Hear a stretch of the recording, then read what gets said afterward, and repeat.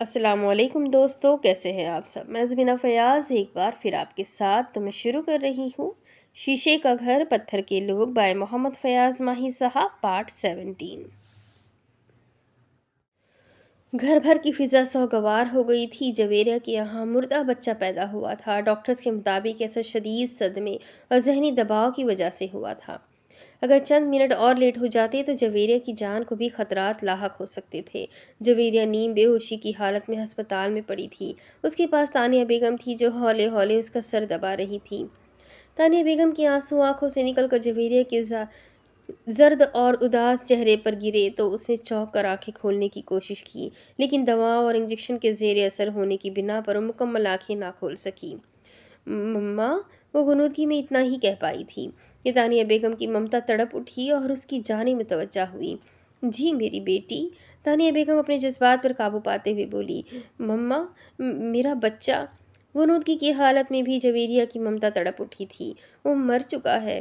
تانیہ بیگم نے خود بھی مردہ لہجے میں یہ الفاظ ادا کیے تو آنسوؤں کا سمندر ایک بار پھر موجزن ہو گیا تھا۔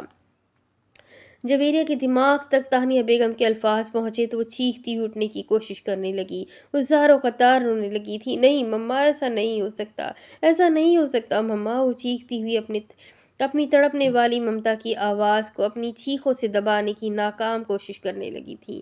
اس کو تانیہ بیگم نے اپنی گود میں چھپایا ہوا تھا۔ ماں کے مہربان آنچل کی ٹھنڈی چھاؤں نے اس کے زخموں پر مرہم رکھنا شروع کر دیا تھا۔ وہ آنسوؤں کی زبان میں اللہ سے فریاد کر رہی تھی۔ اس کی خوشیوں کی عمر اتنی چھوٹی کیوں تھی؟ اس کی زندگی میں آنے والے حارث نے صرف ہوا کے جھونکے کا ایک چھوٹا سا کردار ہی کیوں ادا کیا تھا؟ اس کو حارث کی محبت کے سوا تو کسی کی ضرورت نہ تھی۔ تو پھر حارث نے اچانک ہی اس کے سر پر طلاق کا بم پھوڑ کر اس کے وجود کو ریزہ ریزہ کیوں کر دیا تھا؟ اس نے تو کبھی بھی کسی کا دل نہ دکھایا تھا، تو پھر آج اس کا دل خون کے آنسو کیوں رو رہا تھا؟ وہ کاتب تقدیر سے لڑنا چاہتی تھی، لیکن اس کی آرزوؤں اور امنگوں کو تو ایک انسان نے نیست نابود کر دیا تھا۔ وہ تقدیر بنانے والے سے لڑائی کیوں کرتی؟ اس کی سوچ اور افسردگی پر غم نے اپنی سیاہ چادر اڑائی تھی تو صبر اس کا رنگین پیرہن بن کر آ گیا تھا۔ وہ ہولے ہولے آنسو بہاتی ہوئی حارث کے تلخ رویے اور طلاق کے محرکات پر غور کرنے لگی۔ بہت ہی سوچ وچار کے بعد وہ اس نتیجے پر پہنچی کہ سارا کیا دھرا ہی اقصیٰ کی مکاری اور عیاری کا ہے۔ اس نے جویریہ کے ساتھ ایاز کو بھی بدنام کر کے ایک زہریلے تیر سے دونوں کو ہی شکار کیا تھا۔ تم کبھی بھی ماں نہ بن سکو گی اقصیٰ، وہ زور سے چیخی۔ تم نے میرا گھر اجاڑا ہے، تمہارا گھر کبھی بھی نہیں بنے گا۔ وہ رونے لگی تو تانیہ بیگم اس کو دلاسا دینے لگی۔ وہ پھر بولی، کبھی بھی باعزت رخصتی سے اقصیٰ رخصت نہیں ہوگی۔ وہ پل پل سکون کو ترسے گی، کبھی بھی اس کو چین نصیب نہیں ہوگا، کبھی بھی تمہیں چین نہیں ملے گا اقصیٰ، تم در در کی بھیک مانگتی پھروگی۔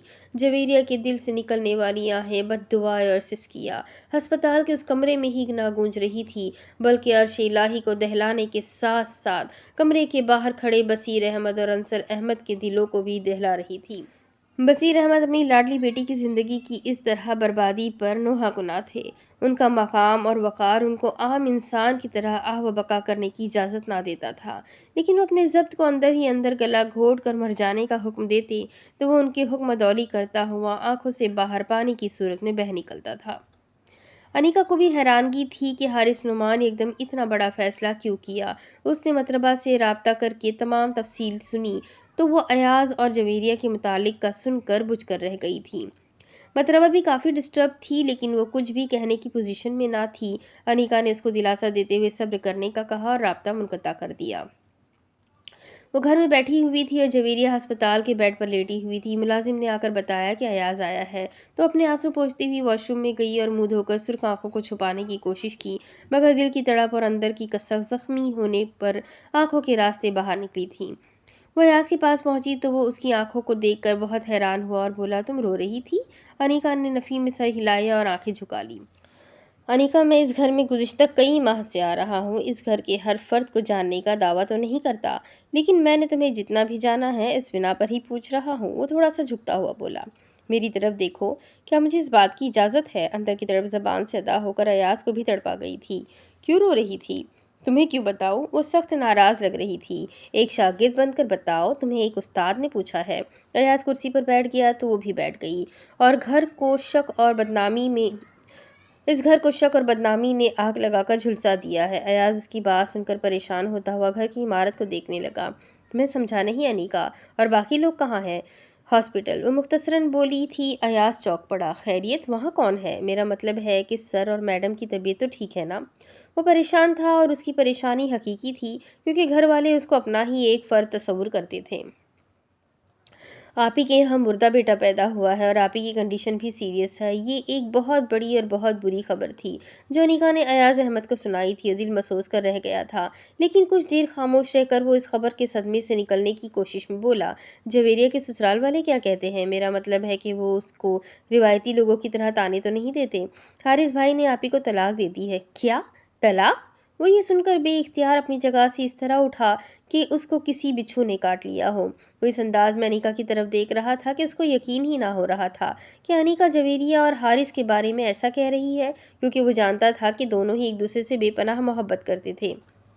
प्लीज़ अनीका, वो दोबारा बैठता हुआ बोला, मुझे पहेली और टुकड़ों में बताकर मेरे वजूद को मजीद ना बिखेरो। मुझे बताओ कि क्या हुआ है? अनीका ने उसकी तरफ देखा और आंसू आंसू रवाना हो गए आंखों से आंसू रवाना हो गए। जवेरी आप ही की तलाक के तुम जिम्मेदार हो। अनीका ने एक और बम उसके सर पर फोड़ा तो हैरत इस्तजाब से उसका मुंह खुला रह गया था। प्लीज़ अनीका, मैं मानता हूँ कि तुम मुझसे मेरे रवैये की वजह से नाराज़ हो, लेकिन इतना बड़ा और घटिया इल्ज़ाम लगाकर मुझे मेरी ही नज़रों से ना गिराओ। जो भी सच्चाई है मुझे बताने की कोशिश करो प्लीज़।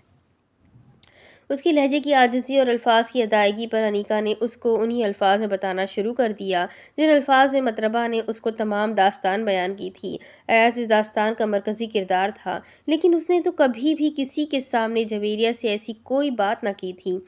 जवेरिया जाहिर करती कि अयाज जवेरिया से मोहब्बत करता है, जो ये ज़ाहिर करती कि अयाज जवेरिया से मोहब्बत करता है। अक्सा ने अपनी नज़रअंदाज़ी का इतना बड़ा इंतकाम उससे लेना ही था तो वो जवेरिया को तो माफ़ कर देती। वो अक्सा से मिलना चाहता था, लेकिन अब नुमान इज़्ज़त के घर में उसका जाना इंतहाई मुश्किल बल्कि नामुमकिन भी था। वो अनीका से बोला, क्या तुम और घर वाले भी यही समझते हैं कि मैं ही जवेरिया की तलाक का जिम्मेदार हूँ? इसका फैसला आप ही पर छोड़ दिया गया है। तुम क्या समझती हो? अयाज ने अनीका की आंखों में देखते हुए कर्ब से पूछा तो वो नज़रें झुकाती हुई बोली, मैं सिर्फ अपनी ज़ात की कैदी हूँ। दूसरों की ज़िंदगियों के बारे में मुझे जानने या राय देने का कोई हक नहीं है। उसकी बेरुखी की वजह अयाज समझता था। क्या मेरी ज़िंदगी के बारे में भी तुम्हारा यही ख्याल है अनीका? अयाज का लहजा दुख से भरा हुआ था। वो खामोश रही। ठीक है, मैं समझ गया हूँ, लेकिन ये तुम भी जानती हो कि मैं जवेरिया की तलाक का जिम्मेदार नहीं हूँ, और इस बात को साबित करने के लिए मैं अस्पताल जा रहा हूँ और जवेरिया पर ये भी साबित कर दूंगा कि मैं बेगुनाह हूँ, बेकसूर हूँ। मैंने अक्सा की नफसानी ख्वाहिशात को पूरा करने से इनकार किया था। उसने मुझसे इंतकाम लेने की खातिर जवेरिया को भी अपनी खुदगर्जी की भेंट चढ़ा दिया है। अयाज की ज़बानी ये सब सुनकर उसको अयाज एकदम इंसानियत के महराज पर बुलंद तरीन मकाम पर खड़ा नजर आया था। वो नज़रें उठाकर उसको देखने लगी। जवेरिया की तलाक का सुनकर साइमा भी हैरान और परेशान थी। उसको भी बहुत दुख महसूस हो रहा था। उसने जवेरिया को अपनी बेटी की तरह गोद में खिलाया था, और सबसे कर्ब की बात जो उसके लिए तकलीफदा थी वो उसके बेटे अयाज का इस तमाम कहानी में मलबूस होना बताया जा रहा था। साइमा अच्छी तरह जानती थी कि उसका खून इतना बेवफा नहीं है कि वो मालिकों के घर में ही नकब लगा ले। उसने अयाज से बात करने का तय कर रखा था। अगर अयाज इस काम में मलबूस हुआ और उसके कसूर की वजह से जवेरिया के माथे पर तलाक का लेबल लगा था तो वो कभी भी खुद को माफ़ नहीं कर सकेगी। उसने 25 साल का अरसा जस्टिस बसीर अहमद के घर में गुजारा था, उन्हीं की उतरन पहनी थी और उन्हीं का नमक खाया था। उसने अपनी औलाद को कभी भी उस घर तक ना जाने दिया था, मबादा कि वो कोई गलत हरकत कर सके। अब तो अयाज मैच्योर और बाशऊर था। वो तो इस घर में एक उस्ताद बनकर गया था, और उस्ताद को कभी भी घरों की बदनामी का बास नहीं बनाया करते। अयाज को घर में दाखिल होता देखकर सायमा उसकी तरफ बढ़ी तो अयाज ने बाइक स्टैंड पर लगाकर उसको सलाम किया। कहाँ से आ रहे हो बेटा? अयाज ने हैरानगी से देखा तो सायमा को भी मालूम था कि वो यूनिवर्सिटी से आया है, या फिर वो कुछ और पूछना चाहती थी। यूनिवर्सिटी से आ रहा हूँ अम्मी। अस्पताल गए थे? इस सवाल पर अयाज चौंक कर उसकी तरफ देखने लगा और एक सांस खारिज करता हुआ बोला, नहीं अम्मी, मैं नहीं जा सका। इतना बड़ा फैसला और इतना बड़ा कदम हारिस नुमान ने क्यों उठाया? سائمہ اس کو اپنی لائن پر اپنی اس لائن پر لانا چاہتی تھی کہ جوان بیٹے کو یہ بھی محسوس نہ ہو کہ اس کی ماں اس کی توہین کر رہی ہے۔ یہ سب کچھ اقصیٰ کا کیا دھرا ہے۔ ایاز چلتا ہوا کرسی پر بیٹھ گیا تو سائمہ بھی اس کے ساتھ والی کرسی پر بیٹھ گئی۔ لیکن اس کی جویریہ سے کیا دشمنی ہو سکتی ہے؟ اس کو کیا ملے گا؟ جویریہ اور حارث کے ہنستے بستے گھرانے کو اس طرح آگ لگا کر؟ سائمہ ہنوز حیران تھی۔ ایاز نے سائمہ کی طرف دیکھا اور تھوڑے سے توقف کے بعد بولا، امی، اقصیٰ نے ایک تیر سے دو شکار کیے ہیں۔ میں سمجھی نہیں ایاز، اگر تم جویریہ کی طلاق کے پیچھے جو محرکات ہیں ان کو جانتے ہو تو کھل کر بات کرو۔ سائمہ کی پریشانی فطری تھی۔ ہم نے جسٹس صاحب کے گھر کا نمک کھایا ہے۔ اگر جویریہ بیٹی کی طلاق میں یا میری اولاد ملوث ہوئی تو میں زندگی بھر اس محسن سے نظر نہیں ملا سکوں گی۔ ایاز ٹھنڈی آہ بھرتا ہوا بولا، ایسا کچھ بھی نہیں ہے امی، آپ کو پریشان ہونے کی ضرورت نہیں ہے۔ تو پھر میری بے چینی کیوں بڑھتی جا رہی ہے؟ مجھے کیوں لگتا ہے کہ میں جج صاحب کے سامنے شرمندہ ہو گئی ہوں؟ سائمہ کی آنکھوں میں آنسو دیکھ کر وہ تڑپ اٹھا اور اس کو پہلے دن سے لے کر جویریہ کی طلاق تک تمام باتیں بتانے لگا۔ اس نے یہ بھی بتایا کہ اقصیٰ اس کو اپنی زلفوں کا اسیر بنانا چاہتی تھی۔ اس نے انکار کیا تو دھمکیاں بھی دیتی تھی، اور جویریہ نے اقصیٰ کو سکندر نامی ملازم کے کوارٹر میں آتے جاتے دیکھ کر حارث سے شکایت کی اور اقصیٰ کے کمرے میں ڈرگس کے پیکٹ بھی چیک کیے۔ لیکن اقصیٰ نے خود کو بچانے کے لیے جو تیر چلایا وہ ٹھیک نشانے پر لگا۔ اس نے بتایا کہ وہ اچانک بازار میں مطربہ اور جویریہ سے ملا تو حارث نے اس کی اس ملاقات کو ایک بہت بڑا ایشو بنا کر جویریہ کو طلاق دے دی، جبکہ ایاز کا ایسا کوئی بھی مقصد نہ تھا اور اس کو بھی جویریہ کی طلاق سے کافی دکھ ہوا ہے۔ سائمہ عجیب سی کیفیت میں مبتلا ہو کر اس کو دیکھے جا رہی تھی۔ امی، میں کہیں بھی کبھی بھی جویریہ سے اس نیت سے نہیں ملا ہوں کہ میں اس سے محبت کرتا ہوں، بلکہ ہمیشہ یہی دعا کی ہے کہ وہ جس کی ہو چکی ہے اسی کے ساتھ خوش رہے۔ کیا اس بات کا جویریہ کو علم تھا کہ تم اس سے محبت کرتے ہو؟ سائمہ نے سوال پوچھا تو سر ہلاتا ہوا بولا، جی امی، اس کو معلوم ہے۔ اور تمہاری محبت کا حارث کو بھی معلوم ہے؟ نہیں امی، حارث نے تو محض اقصیٰ کے کہنے پر اپنا تیر استعمال کر کے جویریہ کی اس محبت اور یقین کو گھائل کیا ہے جو وہ حارث پر کرتی تھی۔ ایاز اپنی صفائی میں بولا تو سائمہ نے پرسکون سانس خارج کی اور بولی، ساری زندگی حارث نعمان کے لیے یہ غلط فیصلہ پچھتاوا بن جائے گا۔ وہ اس عذاب سے کبھی بھی نہیں نکل سکے گا جس میں وہ اپنی بوا کے کہنے پر پھنس چکا ہے۔ سائمہ کا عجیب سا لہجہ سن کر ایاز کو حیرت ہوئی تھی، مگر وہ کچھ بھی نہ بولا۔ تمہیں ہسپتال جانا چاہیے تھا۔ میں آج ضرور جاؤں گا امی، وہ حوصلہ کرتا ہوا بولا۔ کیا وہ سب لوگ تمہیں اس طلاق کا ذمہ دار سمجھتے ہیں؟ سائمہ کو ابھی تک بصیر احمد کے اعتماد پر یقین کی جو فکر لاحق تھی وہ اس کے الفاظ سے ظاہر ہو رہی تھی۔ پتہ نہیں امی، انیکا نے بھی کچھ واضح نہیں بتایا ہے۔ اس بار ایاز بھی پریشان تھا۔ تم شام کو جا کر ہسپتال میں جویریہ سے ملو اور پھر جج صاحب سے ضرور ملنا۔ سائمہ کا حکم بھی تھا اور الفاظ میں التجا بھی شامل تھی۔ وہ اٹھتی ہوئی بولی، میں نہیں چاہتی کہ وہ میری طرف سے متنفر ہو اور مجھ پر احسان فراموشی کے فکرے کسے جائے۔ یہ کہہ کر وہ کچن کی طرف بڑھ گئی۔ ایاز کو کھانا بھی تو دینا تھا۔ ایاز کھانا کھا کر گھر سے نکل آیا تھا۔ اس نے ہسپتال جا کر جویریہ سے ملنے کا فیصلہ کیا تھا۔ وہ جج صاحب اور انصر احمد کے ساتھ ساتھ جویریہ کے سامنے بھی اپنی پوزیشن کلیئر کرنا چاہتا تھا۔ اس کی سمجھ میں نہ آ رہا تھا کہ وہ بات کہاں سے شروع کرے گا، لیکن وہ اپنی ماں کی 25 سالوں سے بنی ہوئی عزت کو ایک غلط فہمی کی بھیٹ نہ چڑھنے دینا چاہتا تھا۔ اس نے مصمم ارادہ کر کے ہسپتال کا گیٹ کراس کیا اور پوچھتا ہوا جویریہ کے کمرے تک پہنچ گیا تھا۔ اس کو خلاف توقع وہاں پر کوئی بھی نظر نہ آیا تھا۔ شاید ثانیہ بیگم اور بصیر احمد گھر چلے گئے ہوں، کیونکہ وہ مسلسل 2 دن اور 2 راتوں سے وہیں تھے اور انصر احمد بھی اپنی ڈیوٹی پر تھا۔ لیکن جویریہ کو بیڈ پر اکیلے لیٹے دیکھ کر اس کو دکھ بھی ہوا، کیونکہ وہ جس کرب اور دکھ میں مبتلا تھی اس لمحہ اس کے پاس کمی نہ کسی کو تو ضرور ہونا چاہیے تھا۔ جویریہ کی نظر دروازے کی طرف ہی لگی ہوئی تھی۔ شاید اس کو حارث نعمان کی طرف سے اس بات کا انتظار تھا کہ وہ بیٹے کی وفات پر اس سے ہمدردی کا اظہار ضرور آئے گا، لیکن شاید نعمان عزت کے گھر سے کوئی بھی نہ آیا تھا۔ اس کی منتظر نگاہیں پتھر کی لگنے لگی تھی۔ اس کو اپنی کوکھ کے اجڑنے کا بہت صدمہ تھا اور پھر اب تو اس کی زندگی ہی اجڑ کر رہ گئی تھی۔ ہنستا بستا گھر ایک ہی دن میں شک کی دیمک نے اس طرح چاٹ لیا تھا کہ اس کا وجود ٹکڑوں میں بکھرا پڑا تھا۔ وہ ان لمحات کو یاد کر کے آنسو بہاتی بہاتی پتھر کی ہو گئی تھی۔ ایاز کو کمرے میں داخل ہوتا دیکھ کر وہ چونک کر رہ گئی۔ وہ دروازے میں ہی ایک مجرم کی طرح کھڑا رہا اور دروازہ بھی کھلا ہی رہنے دیا تھا۔ مجھے افسوس ہوا، ایاز کو الفاظ چننے میں دشواری ہو رہی تھی۔ تمہارے ساتھ اتنا بڑا سانحہ ہو گیا، یہ سب تقدیر کے فیصلے ہوتے ہیں۔ وہ ٹھہر ٹھہر کر الفاظ ادا کر رہا تھا، لیکن جویریہ کے وجود میں کوئی حرکت نہ ہو رہی تھی۔ صرف اس کے بدن پر پڑا ہوا کمبل اس بات کا پتہ دیتا تھا کہ وہ زندہ ہے اور سانس لے رہی ہے۔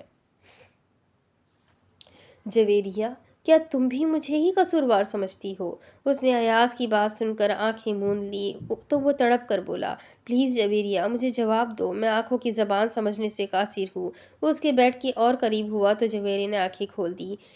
जवेरिया, प्लीज़ बोलो, मुझे अनीका ने बताया है कि हारिस ने मेरा नाम लेकर तुम्हें बदनाम किया है और अक्सा ने अपना रास्ता साफ करने के लिए मेरा नाम इस्तेमाल किया है।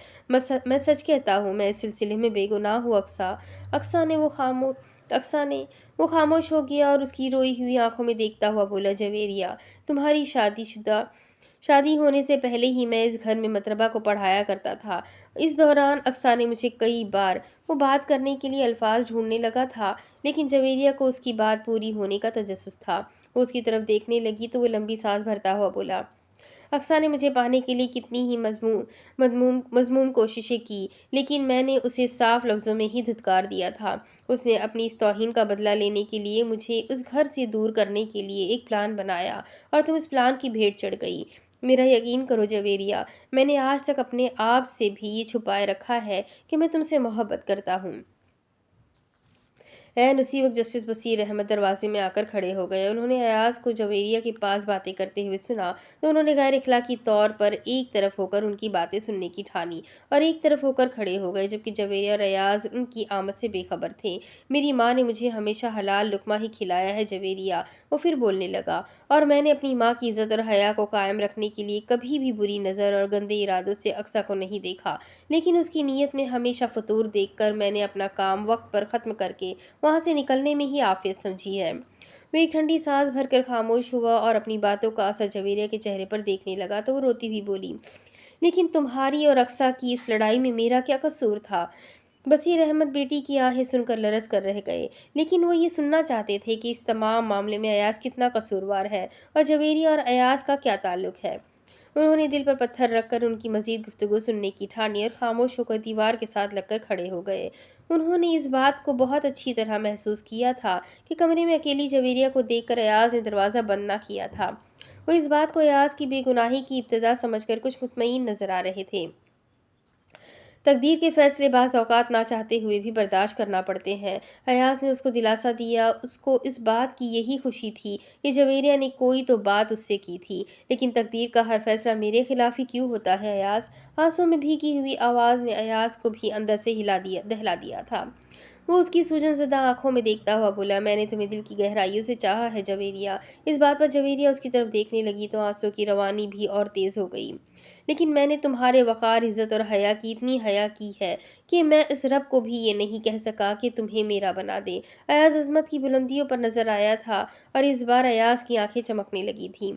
जवेरिया, मेरी माँ ने हमेशा तुम्हारे घर की इज़्ज़त और लाज को अपनी इज़्ज़त से बढ़कर जाना है। उसने जज साहब की इज़्ज़त इस तरह की है कि जिस तरह वो अपने उनके सगे भाई हो, और हमेशा यही कोशिश की है कि इस घराने की इज़्ज़त और वक़ार कायम रहे। वो आंसू पीने की कोशिश में छत की तरफ देखने लगा और कुछ तौक़ुफ़ के बाद बोला, जवेरिया, मैं भी उसी माँ का बेटा हूँ और उसी की तरबियत की वजह से अपनी औकात नहीं भूला हूँ, लेकिन ये जालिम मोहब्बत औकात और स्टेटस भूल जाती है। इस मोहब्बत ने मुझे जलील कर दिया है जवेरिया। वो बाकायदा रोने लगा था। लेकिन मैं तो हारिस से मोहब्बत करती हूँ। जवेरिया उसकी बातों से मुतासिर नज़र आने लगी थी। अब भी अयाज के इस सवाल ने उसको सोचने पर मजबूर कर दिया था। वो उसकी आंखों में देख रहा था और बसीर अहमद जवेरिया का जवाब सुनने के लिए बेचैन थे।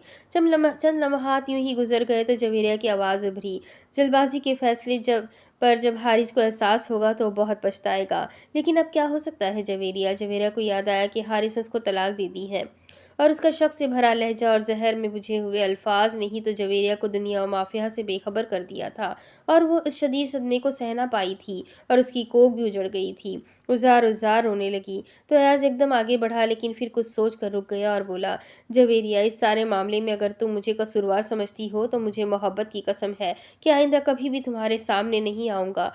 अगर तुम्हारा दिल इस बात की गवाही देता है कि मैं बेगुनाह हूँ तो प्लीज़ अपने आंसू पे ये सोच कर पोंछ लो कि हारिस तुम जैसी अजीम लड़की के काबिल ही ना था। वो ये कहकर दरवाजे से बाहर निकला और बरामदे में चलता हुआ बसीर अहमद की नज़रों से ओझल हो गया। बसीर अहमद का दिल अयाज की तरफ से साफ हो गया था। उनको जवेरिया पर भी शक आने लगा था कि उसने हारिस से ही मोहब्बत की थी।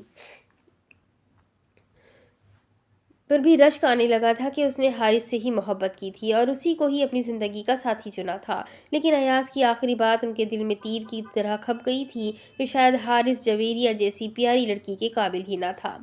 ان کو نعمان عزت حیرانگی ہو رہی تھی، جس نے ایک کال کر کے بھی ان سے افسوس کا اظہار نہ کیا تھا۔ ان کی بیٹی کی زندگی برباد کرنے والا حارث نعمان عزت کا ہی بیٹا تھا۔ انہوں نے خود ایک بار نعمان عزت سے ملنے کا فیصلہ کیا اور وہاں سے باہر کی جانب چل پڑے۔ چند منٹوں بعد ان کی گاڑی نعمان عزت کے سیاسی ڈیرے پر رک گئی تھی۔ وہ اس گھر میں کئی بار آ چکے تھے، کبھی نعمان عزت کے دوست بن کر، کبھی حارث کے سسر اور جویریہ کے باپ کی حیثیت سے۔ خوشگوار موڈ میں وہ یہاں اپنی فیملی کے ساتھ آ چکے تھے، لیکن آج وہ اکیلے ہی آئے تھے اور اپنی بیٹی کی خوشیاں مانگنے کی پوزیشن میں بھی نہ تھے۔ وہ تو صرف اپنے دوست سے یہ پوچھنے آئے تھے کہ ان کی بیٹی کا کیا قصور ہے، جو اس کو طلاق کا طوق گلے میں لٹکائے ہر کسی سے منہ چھپانے پر مجبور کیا جا رہا ہے۔ اس کی کوکھ اجڑ گئی تھی اور وہ ماں بن کر بھی ماں نہ کہلا سکی تھی۔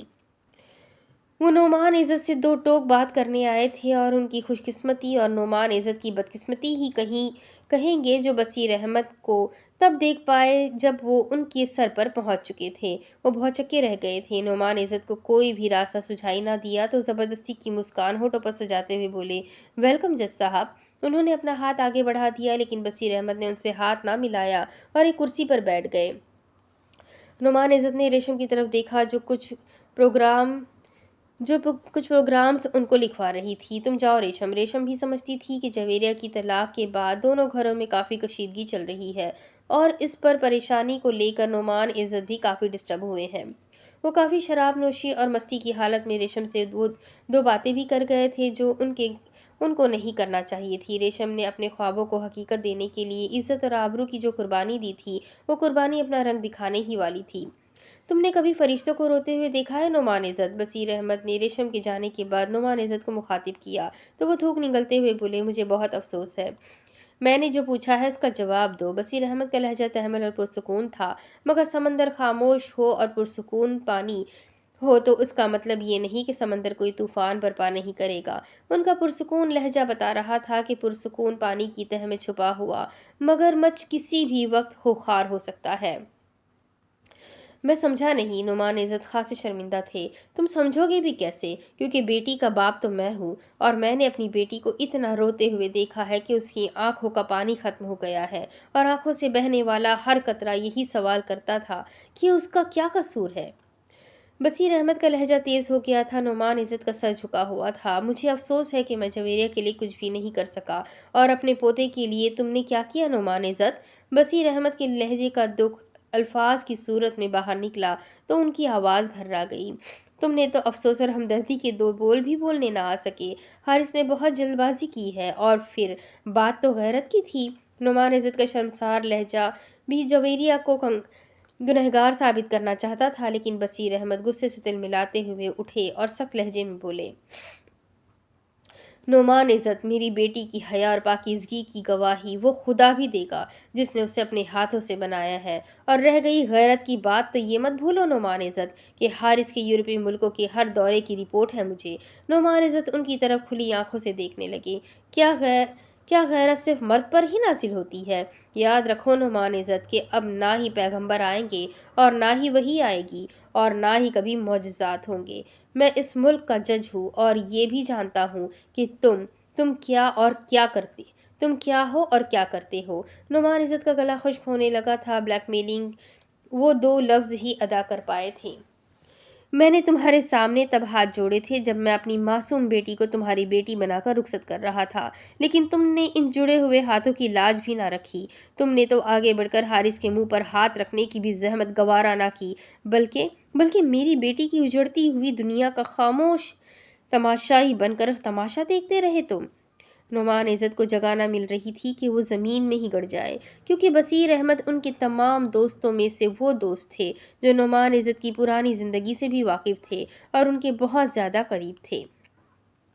بصیر احمد، جوان اولاد کو نکیل ڈالنا بالکل اسی طرح ہے جیسے ہوا اور پانی کو سنگلوں سے باندھنے کی بے وقوفانہ سوچ رکھی جائے۔ کیا تمہاری اس بہن پر بھی اختیار نہیں ہے جس نے اس ہنستے بستے نشمین کو शक की चिंगारी से आग लगाकर बिल्कुल ही राख का ढेर बना दिया है। नुमान इज़्ज़त को उनका ये लहजा बहुत बुरा लगा था। यही वजह थी कि वो अपने लहजे पर काबू ना रख सके और सख्त लहजे में बोले, बसीर अहमद, ये मत भूलो कि तुम मेरे घर में खड़े होकर मेरी बहन की इज्जत पर कीचड़ उछाल रहे हो। और तुम भी ये मत भूलो कि मैं अब उसी बेटी का बाप नहीं रहा हूँ जो तुम जैसे बेगैरत और बेशर्म की बहू है। बसीर अहमद का जवाबी वार भी बहुत कारी था। और नुमान इज़्ज़त, मेरी बेटी को तलाक देने के बाद तुम ये भूल जाओ कि खुशी इस घर की चौखट पार करके अंदर आ सकेगी। उस मासूम की आहें और सिसकियाँ तुम सबके कानों में इस तरह गूंजती रहेगी कि तुम्हें ये दुआ करना पड़ेगी कि तुम्हारी समाअतें बहरी हो जाए।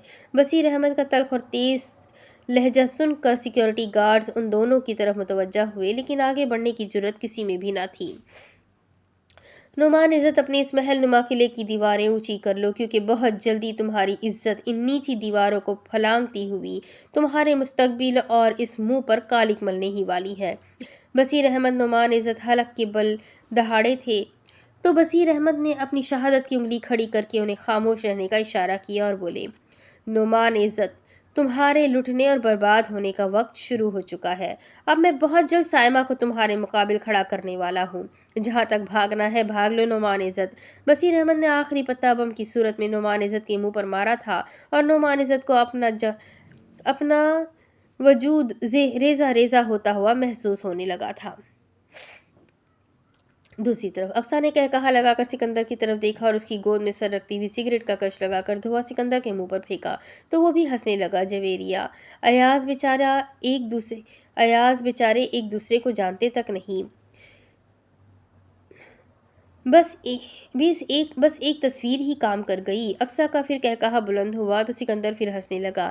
वैसे अक्सा डार्लिंग, तुम हो बहुत कमाल की चीज़। सिकंदर ने उसके चेहरे पर प्यार से उंगली फेरी तो मुस्कुराकर उसकी तरफ देखने लगी। सिकंदर, मेरा नाम अक्सा है और अक्सा अपना शिकार नहीं छोड़ती। जवेरिया की बच्ची क्या समझती थी कि वो मुझे नीचा दिखा देगी। मैंने उसके इरादे भाप लिए थे और अपने कमरे की सफाई अच्छी तरह पहले ही कर दी थी। मुझे अपनी जान पर फख्र है, सिकंदर ने कहा तो उसकी आंखों में देखती हुई बोली, सिकंदर, तुमने तो मुझे नई जिंदगी से आशना करवाया है। तुम जैसा भरपूर मर्द ही मेरी जिंदगी की तलाश का मकसद था और तुम देखो कि तकदीर ने तुम्हारा प्यार मेरी झोली में डाल दिया। अब क्या इरादा है? सिकंदर उसकी हवस पर पूरी तरह छा गया था। वो सिकंदर की मर्जी से ही सांसें ले रही थी। हंसते हुए बोली, तुम बताओ। मेरी इतनी जुर्रत कहाँ जाने मन। सिकंदर उसको मजीद बांस पर चढ़ाता हुआ बोला तो वो खिल कर उसकी तरफ देखने लगी। तुम तो मेरी जिंदगी हो सिकंदर, हुक्म करो। अक्सर तुम्हारे लिए हर वक्त हाजिर भी है और दुनिया के किसी भी कोने में तुम्हारे साथ जाने के लिए तैयार भी है। तो फिर 3 दिन बाद इस घर, शहर और सूबे को छोड़ना चाहता हूँ। सिकंदर ने बहुत बड़ा फैसला सुनाया तो वो चौंक कर उठी। तो आज़ा की अक्स शायरी ने सिकंदर को बेईमान कर दिया, लेकिन अक्सा को इसकी बेईमान नज़रों की अब कोई भी परवाह न थी। यानी कि 3 दिन बाद उसने सिकंदर की आंखों में देखते हुए उसकी बात की तस्दीक चाही तो वो उसके होठों पर शरारत करता हुआ बोला, एतबार नहीं है क्या?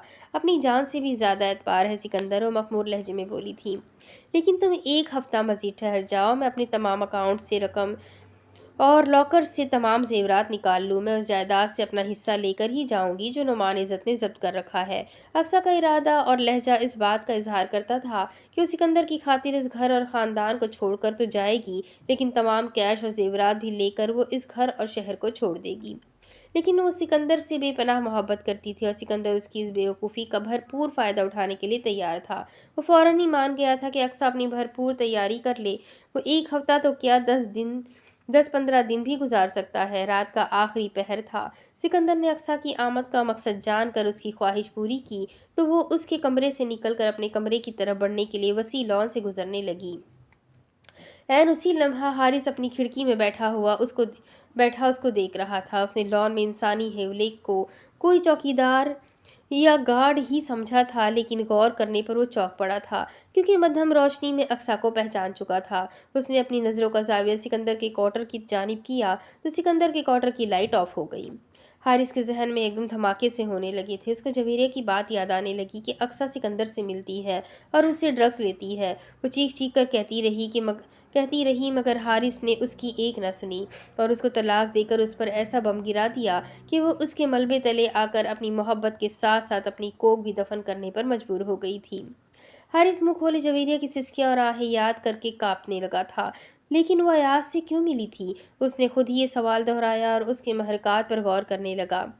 جب وہ ایاز سے ملی تھی تو مطربہ تب بھی جویریہ کے ساتھ تھی۔ اس کے بعد حارث نے جویریہ کی کوئی بھی دلیل نہ سنی تھی اور اس کو ناکردہ گناہ کی سزا سنا دی تھی۔ اس کو اپنے بچے کا اس طرح چلے جانا بہت دکھ دے رہا تھا اور اس نے جویریہ سے جو محبت کی تھی وہ آن کی آن میں ہی نفرت بلکہ شدید نفرت میں بدل جانے کی وجہ صرف اور صرف شک تھا۔ اور اس کو اقصیٰ نے ایسی کہانی سنائی تھی کہ وہ جویریہ کی محبتوں کو فراموش کر کے نفرتوں کا سوداگر بن گیا تھا۔ کتنا بڑا فیصلہ چند گھنٹوں کی ظلم نے اس سے کروا دیا تھا۔ لیکن اقصیٰ ٹھیک بھی کہہ سکتی ہے، وہ خود کو تسلی دیتا ہوا بولا۔ اس نے فیصلہ کیا کہ صبح ہونے پر وہ مطربہ سے یہ ضرور پوچھے گا کہ اس دن ایاز نے مارکیٹ میں جویریہ سے کیا باتیں کی تھی۔ اس نے آنکھیں بند کر لی۔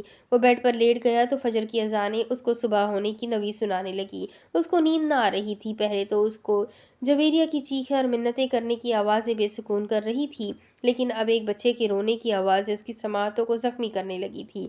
اس نے گھبرا کر آنکھیں کھولی تو وہ کمرے میں اکیلا تھا، لیکن اس کمرے کی در و دیوار سے جویریہ کی بین کرنے کی آوازیں ابھر کر اس کو پچھتاوے کی کچوکیں لگا رہی تھی۔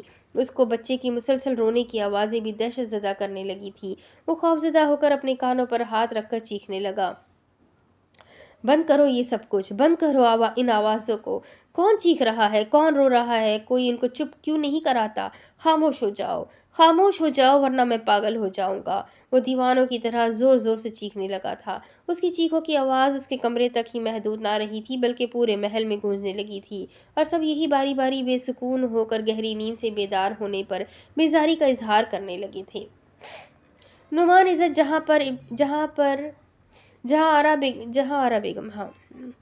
زہرا بیگم کے ساتھ اس کے کمرے کے باہر پہنچے تو وہ زور سے چیخا، میں مر جاؤں گا۔ نعمان عزت نے دروازہ کھول کر اندر جھانکا تو حارث نعمان کارپیٹ پر اوندھا پڑا ہوا تھا۔ اس کے دونوں ہاتھ اس کے کانوں پر تھے اور وہ زارو زار رو رہا تھا۔ زہرا بیگم کے لیے اس منظر بہت کربناک تھا۔ وہ جوان بیٹے کو اس حالت میں دیکھ کر تڑپتی ہوئی آگے بڑھی اور اس کو گود میں بھرتی ہوئی بولی، کیا ہوا حارث، کیا ہوا؟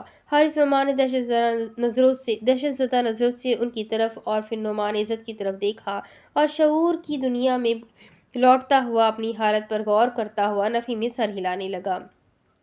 کوئی ڈراؤنا خواب دیکھ لیا ہے کیا؟ نعمان عزت نے اس کی سنبھلتی ہوئی حالت دیکھ کر کہا اور کمرے سے باہر نکل گئے، جبکہ زہرا بیگم وہیں کھڑی حارث کی کیفیت کا جائزہ لے رہی تھی۔ وہ زمین سے اٹھ کر آہستگی سے بیڈ پر بیٹھ گیا تو زہرا بیگم اس کے پاس بیٹھ گئی اور اس کی کمر پر ہاتھ پھیرتی ہوئی بولی، مجھے نہیں بتاؤ گے کیا ہوا ہے؟ کیوں خوفزدہ رہتے ہو؟ زہرا بیگم کی پریشانی ان کی آواز اور ان کے لہجے سے نمایاں تھی، اور جو فکر ایک ماں کو ہوتی ہے وہ ان کے الفاظ سے واضح ہو رہی تھی۔ کچھ نہیں مما، بس طبیعت کچھ خراب ہے۔ حارث مردہ لہجے میں بولا تو وہ تڑپ گئی۔ تو بیٹا ڈاکٹر کو چیک اپ کرواؤ نا۔ مما، کیا آپ کو لگتا ہے کہ جویریہ کو طلاق دینا چاہیے تھی؟ اس سوال کی اتنی اہمیت نہ تھی جتنی حارث کے لہجے کی تھی، کیونکہ اس کے لہجے میں شکست اور پچھتاوا نمایاں تھا۔ اب اس بات کا کیا فائدہ؟ وہ لڑکی تمہارے قابل ہی نہ تھی۔ زہرا بیگم نے بیٹے کو دلاسا دیا تھا، یا اپنی بہو کے خلاف روایتی زہر اگلا تھا؟ اس بات کا فیصلہ کرنے کا وقت نہ تھا۔ میں تمہاری شادی اس سے بھی اچھی لڑکی سے کروں گی، تم دیکھنا کہ یہ شادی تمہاری پہلی شادی سے بھی زیادہ دھوم دھام سے ہوگی۔ زہرا بیگم کے دلاسے نے حارث نعمان کے اندر ٹوٹ پھوٹ کے عمل کو اور بھی تیز کر دیا تھا۔ وہ آنکھوں میں آنسو بھرتا ہوا بولا، دوسری شادی؟ ہاں بیٹا، اب تمہاری شادی میری مرضی سے ہوگی۔ زہرا بیگم گردن اکڑاتی ہوئی بولی تو وہ آنسو بہاتا ہوا بولا، اب میں کوئی شادی نہیں کروں گا۔ میں پہلے اس بات کی تہہ تک پہنچنا چاہتا ہوں کہ جویریہ نے ایسی حرکت کیوں کی کہ میرے اعتماد کو ٹھیس پہنچی اور میں اتنا بڑا فیصلہ کرنے پر مجبور ہو گیا۔ تم کیوں اپنا آپ جلا رہے ہو؟ میں نے کہا نا کہ میں اس رشتے سے پہلے دن سے ہی خوش نہ تھی، یہ تو تمہارے بابا کی پسند تھی۔ जहारा बेगम के लहजे में जवेरिया के लिए रऊनत भरी हुई थी। तुम अब आराम करो, लगता है कि सारी रात ही नहीं सो सके हो। वो हारिस को मशवरा देकर कमरे से बाहर निकल गई। हारिस ने अपनी इस कसक को मतरबा से बातचीत के जरिए निकालने की ठान ली थी। उसने आंखें बंद कर ली तो सुबह का हल्का हल्का उजाला फैलने लगा था। उसको मालूम था कि मतरबा सवेरे ही बेदार हो जाती है।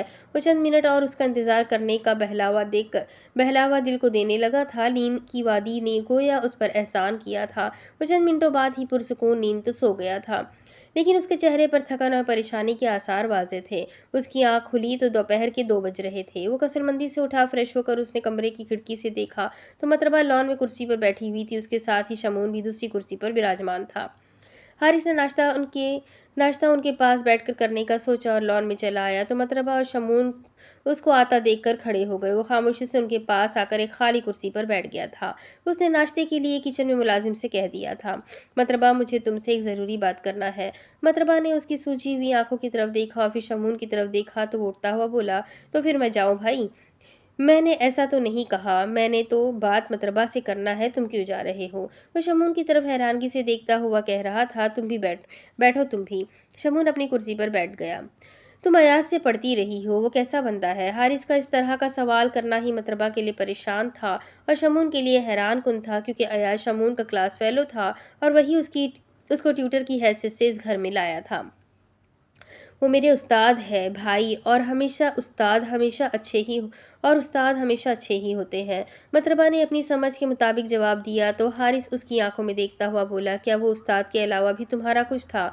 ये बहुत ही तल्ख सवाल था। शमून और मतरबा समझ रहे थे कि हारिस आजकल जहनी खल्फशार का शिकार है, मगर इस सवाल की क्या तुक बनती थी कि एक जवान बहन से ऐसा सवाल पूछा जाए जिसका जवाब ही इज्जत पर कीचड़ उछालने के सिवा कुछ न था।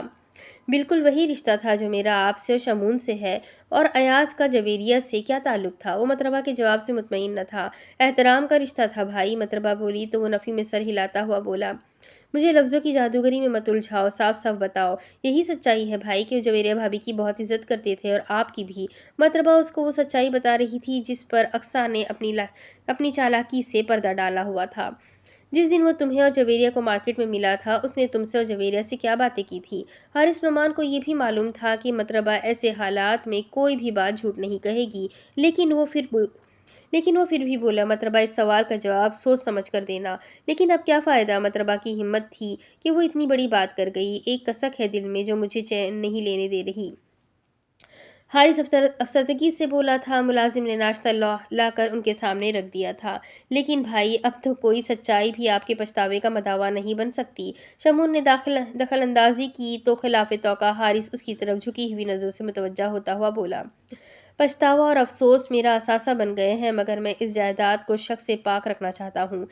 अयाज भाई ने मेरे पर मेरे सर पर प्यार से हाथ रखा और एग्ज़ाम के बारे में पूछा था। मतरबा उस दिन का अहवाल बताने लगी थी और जवेरिया भाभी से सलाम लेने के बाद सिर्फ यही पूछा कि हारिस भाई कैसे है, क्या आप अब भी किताबें उसी शौक से पढ़ते हो? मतरबा की ज़बानी सुनकर हारिस की आंखें झिलमिलाने लगी थीं। उनकी बात सुनकर जवेरिया भाभी ने महज ये जवाब दिया कि अब वक्त नहीं मिलता, लेकिन मेरे सरकार यानी कि आप अब भी कुतुब पढ़ लेते हैं। और जवेरिया भाभी ने कहा कि मुझे फ़क्र है कि मैंने हारिस को चुना है, क्योंकि हारिस कुतुब से मोहब्बत करने वाला प्यारा शख्स है।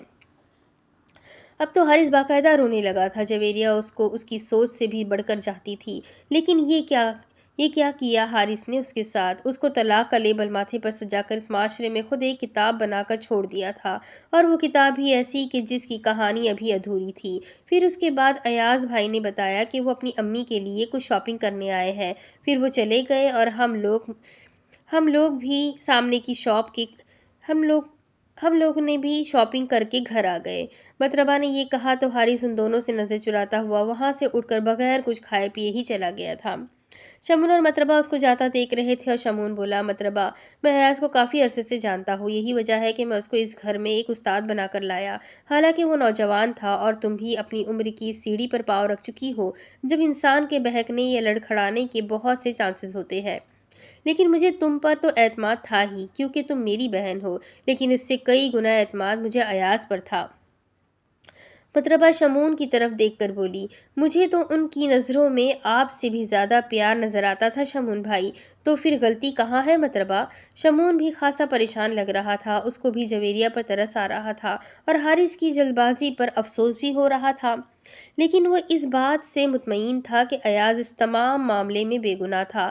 تو پھر گناہ گار کون تھا؟ جویریہ جس کے ساتھ زیادتی ہوئی تھی، یا پھر اقصیٰ جس کے کمرے سے بھی کچھ نہ ملا تھا اور جویریہ اپنا بہت بڑا الزام اس پر ثابت نہ کر سکی تھی؟ وہ مزید پریشان ہو گیا تھا، اس کی سمجھ میں اس گھنجلوں کا سرا نہ آ رہا تھا۔ اب اس کے آگے کی کہانی میں آپ کو اگلی قسم سناتی ہوں کہ آگے کیا ہوگا۔ اس کہانی میں بہت سی الجھنیں ہیں، بہت سا سسپنس ہے، آگے کیا راز کھلنے والے ہیں، یہ سب جاننے کے لیے میرے ساتھ بنے رہے۔ ویڈیو کو لائک کر دیں، چینل کو سبسکرائب کر دیں، بیل آئیکن کو ضرور دبا دیں، اپنے کانٹیکٹس میں شیئر ضرور کریں اور ساتھ ہی کمنٹ کر کے مجھے ضرور بتائیں کہ آپ کو یہ ناول کیسا لگ رہا ہے۔ تو ملتے ہیں اگلے ویڈیو میں، تب تک کے لیے اپنا خوب سارا خیال رکھیں، مجھے بھی دعاؤں میں یاد رکھیں۔ اللہ حافظ۔